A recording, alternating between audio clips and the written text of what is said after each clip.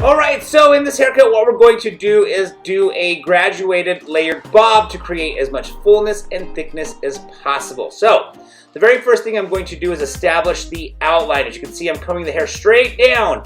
And I'm basically holding that hair with my comb and using my scissors to cut and establish the new length.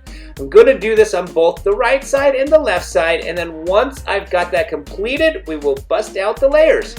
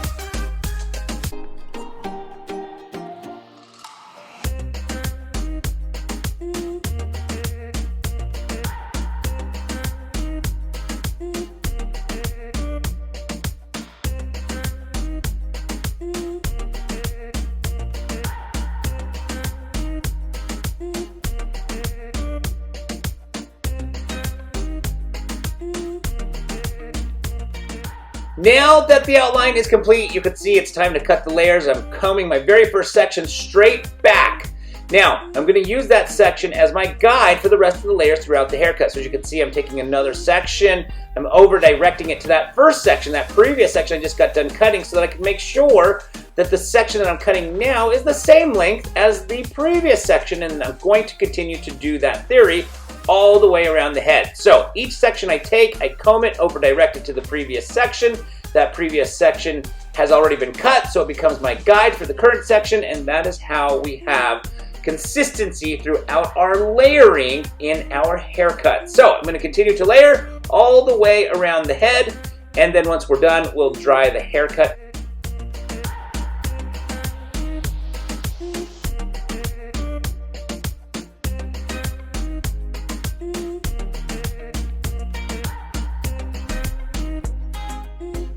Alright, not a whole lot to explain here. As you can see, the haircut is now all dry, and we're just going through and cutting the bangs.